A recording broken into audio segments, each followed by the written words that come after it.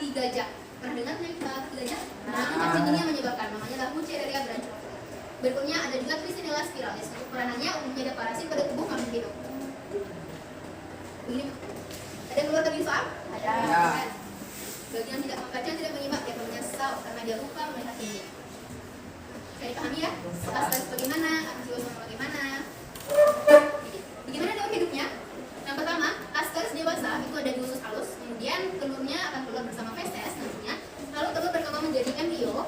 Nah, pada manusia yang tertular, itu akan lewat dari mulut, kemudian telurnya menetas menjadi larva di usus halus, larvanya keluar dari usus halus, bermigrasi atau berpindah ke jantung, dan paru-paru. Dari paru-paru dia akan masuk ke pari, lalu ke kerongkongan dan masuk kembali ke saluran pencernaan, kemudian dia akan tumbuh dan menetap di bagian usus manusia. Begini dia. Berikutnya Annelida atau belum terakhir ya. Annelida ini adalah dia sama-sama cacing juga semuanya, tapi bedanya di sini dia triploblastik selomata. Kalau tadi dia juga triploblastik, tapi dia pseudo. Kalau sekarang dia sudah jelas rongganya atau selomnya. Nah, bagaimana tubuhnya? Tadi dia kan tidak bersegmen tadi ya, dia mulus saja yang nematomintas. Kalau Annelida dia sudah memiliki segmen dan sudah memiliki output, sistem pencernaan yang lengkap dan sirkulasi yang lengkap juga. Reproduksinya secara seksual dan juga aseksual. Dan juga terdapat clitelium, yaitu pada cacing Lumbricus terrestris. Dan ada klasifikasinya, ada yang polychaeta, poly itu artinya banyak. Kalau chaeta itu artinya ada rambut. Jadi kalau polychaeta yang berambut banyak gitu. Dan ada juga yang polygochaeta, yang kebalikannya sedikit rambutnya. Terus ada juga yang hirudinia, apa yang tidak punya rambut sama sekali. Contohnya apa? Kecet atau lita. Ada yang pernah lihat lita? Sama ya. Ini ada Audicebridis, lihat ya segmennya ya. Dan ini ada Lumbricus terrestris atau cacing tanah. Ini yang si lintah tadi, Pseudomedicinalis. Baik. Ini reproduksinya ya. Ini bagian clitelium tadi. Clitelium ini ketika bertemu dia akan berfertilisasi, kemudian akan menjadi kokon dan menjadi cacing yang dewasa nanti. Berikutnya perannya. Ada yang tahu peran dari lintah? Ada nggak yang pernah dengar terapi lintah? Berarti kan manfaat dong lintah itu? Ya benar ya? Jadi dia bisa menghirup darah yang kotor. Misalnya bisa terapi. Ada cacing tubifex sebagai pakan, ada Audicebridis yang bisa dikonsumsi. Ada yang berminat konsumsi ini? Baiklah Anda semua, berdasarkan penjelasan Ibu tadi, adakah di sini yang mau bertanya? Ya, silakan Kak. Apa fungsi pengair pada cacing Platyhelminthes? Nah, pada cacing Platyhelminthes terdapat pengair. Ada yang bisa menjawab? Benar ya. Jadi lihat, ini kan cacing ini ada kepala. Di kepalanya ada alat hisap. Dan pengair itu letaknya dekat alat hisap gitu. Kalau misalnya ada alat hisap, berarti dia berfungsi untuk memakan mangsanya. Oleh sebab itu dia butuh pengair biar gampang menempel pada mangsa tersebut. Sudah mengerti Kak? Baik. Ada lagi yang bertanya? Silakan. Apa fungsi clitelium pada cacing tanah, Bu? Baik. Ini ya. Pada cacing tanah. Ini clitelium. Nah, ada yang bisa menjawab sebelum Ibu yang menjawab? Silakan. Fungsinya yaitu menyimpan sel telur. Baik, Anda bisa lihat ya di sini pada daun hidupnya ini. Ini kan terdapat bagian yang membengkak pada si cacing tanah ini. Nah, kenapa dia bisa membengkak? Karena di dalamnya terdapat sel telur untuk alat reproduksinya seperti itu. Bisa dipahami? Singkat? Ya. Nah, jadi seperti itu ya fungsinya pada cacing tanah. Apa nama latin dari cacing tanah? Kais, Bu. Ya. Lumbricus terrestris, Bu. Baik.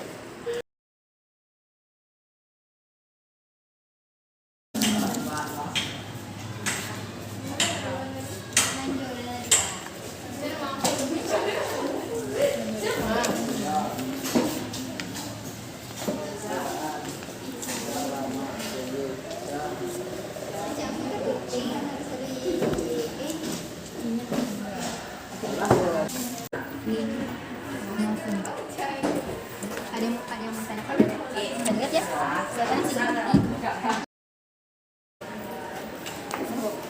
Baik, silakan pada kelompok pertama membacakan ilmu studinya dari yang gambar sampai tabel mengenai animalia. Assalamualaikum warahmatullahi wabarakatuh.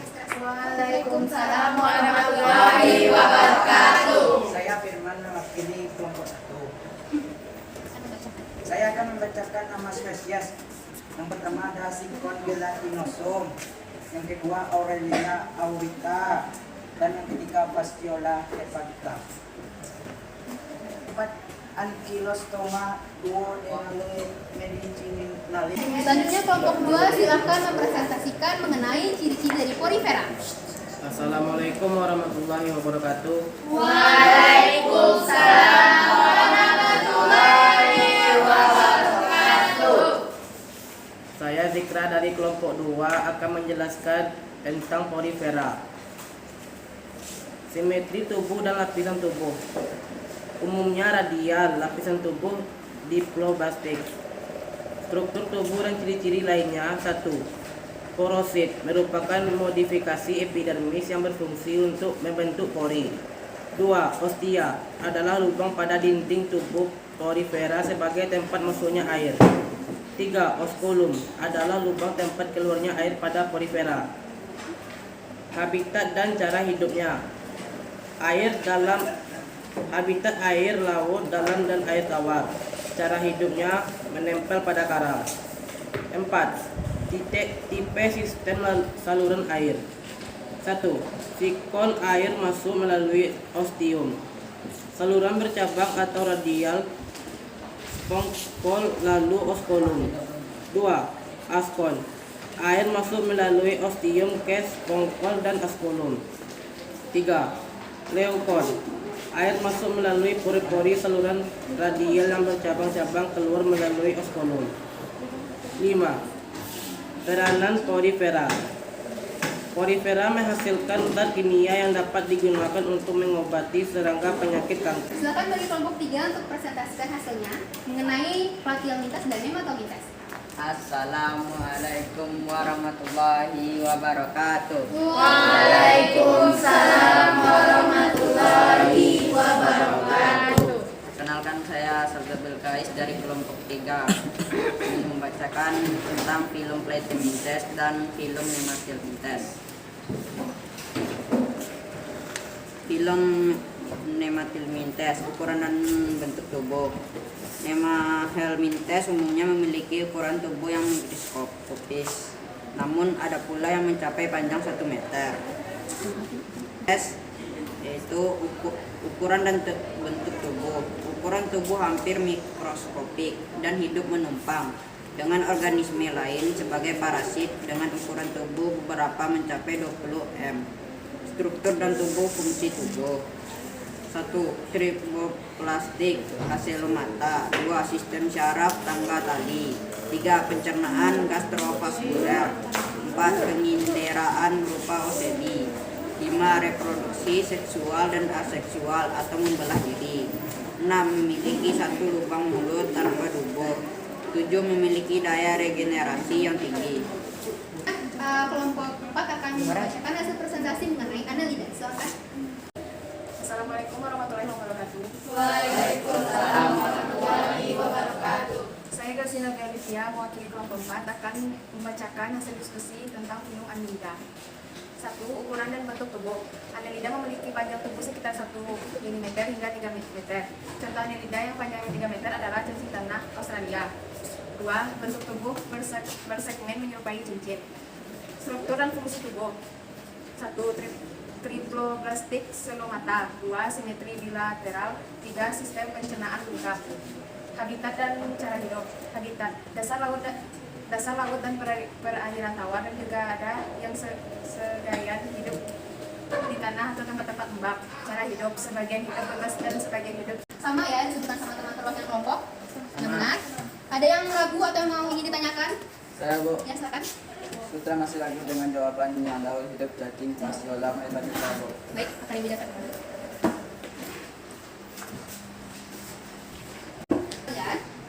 Jadi ini kan cacing Fastiola hepatica atau disebut juga dengan cacing hati. Nah, dia hidup pada hati hewan. Misalnya ada domba. Ya. Jadi pada hati hewan itu terdapat cacing Fastiola hepatica. Kemudian cacingnya ini akan keluar bersama fesesnya dan bentuk telur. Kemudian telurnya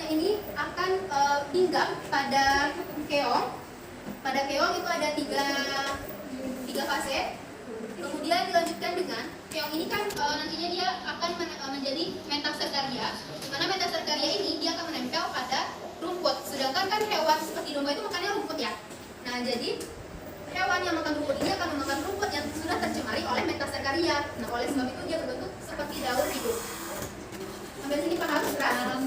Ya. Nah, ini ciri-cirinya apa tadi? Ada hewan yang organisme eukariotik Dan multiselular. Dia tidak berfotosintesis.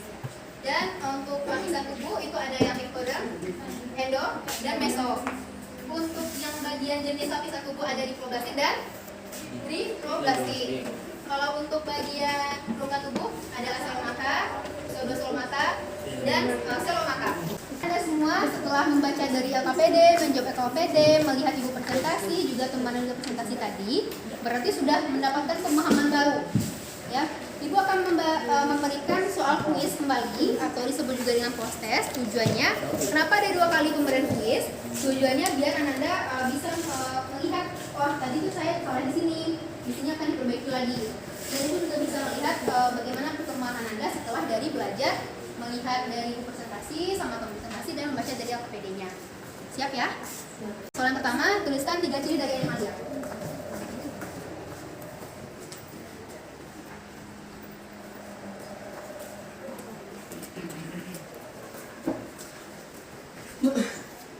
Soal yang kedua, tulisan pengertian masing-masing dari rongga tubuh hewan.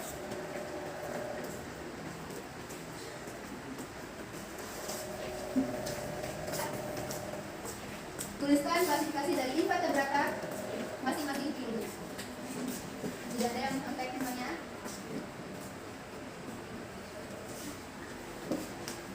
Berikutnya, tuliskan peran dari Porifera dan Annelida, satu saja.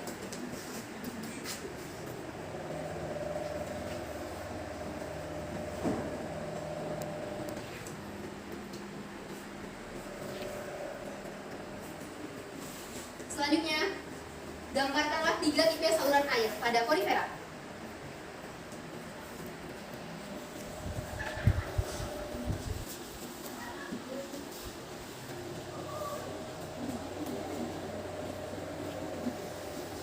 Berikutnya, silakan lihat gambar yang ada di depan. Tuliskan masing-masing nama spesiesnya.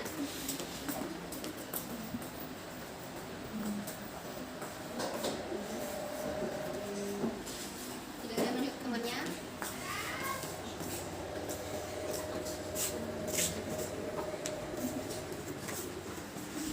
Berikutnya, tuliskan ciri khas dan jenis lapisan serta rongga tubuh dari Coletrata.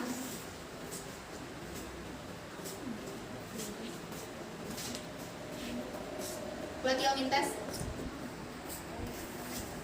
Nematomintes,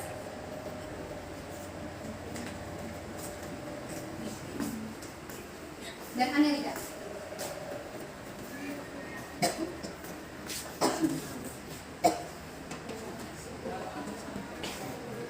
Dalam hitungan ketiga sudah berada kertas kuis di sebelah kanan. Di sebelah kanan. 1, 2, 3. Penol.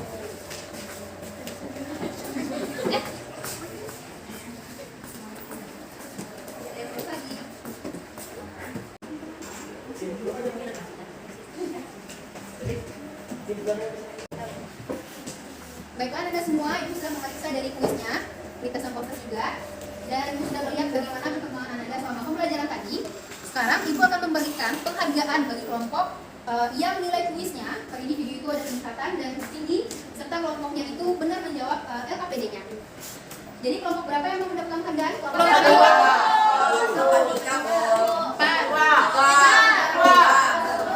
Baik, Ibu akan membacakan yang mendapatkan penghargaan 3, yaitu kelompok 1. Kelompok yang tidak mendapat penghargaan jangan bersedih juga, karena untuk pertemuan besok sama juga akan ada model seperti ini juga. Jadi persiapkan dirinya, belajar juga ya, karena akan ada kuis juga besok 2 kali seperti ini. Dan kelompok 1 juga akan memberikan penghargaan berupa wakil tertentu belajar dan basket. Silakan pada 1 orang yang bersedia untuk membacakan hasil kesimpulan pada pertemuan sekarang. Baik, silakan Citra.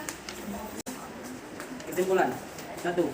Semua organisme yang termasuk ke dalam kingdom Animalia merupakan organisme eukariotik, multiselular, tidak mempunyai dinding sel, dapat bergerak aktif, tidak berklorofil, sehingga bersifat heterotrof, habitat darat dan akuatik, dan berproduksi secara seksual dan aseksual. Kingdom Animalia dapat dikelompokkan berdasarkan simetri tubuh, lapisan tubuh, serta ada atau tidaknya tulang belakang. 3. Berdasarkan ada tidaknya tulang belakang, kingdom Animalia terdiri dari filum, 2 subfilum yaitu invertebrata dan vertebrata. 4.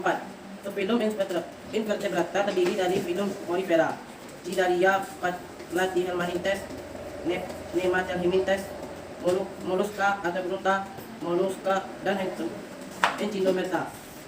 Sub dari kelas Apes, Amphibia, Reptil, Apes, dan Mammalia. 5. Porifera. Hewan berpori memiliki 3 saluran air yaitu tipe askon, sikon, leopon. Contoh, sikon keratonisom merahnya sebagai aksesoris. Aquarium. 6. Geolenterata, hewan yang memiliki rongga, memiliki penyengat atau nematosis. Diplobastik, acelomata. Contohnya Aurelia aurita, merahnya sebagai bahan pangan hiasan. 7.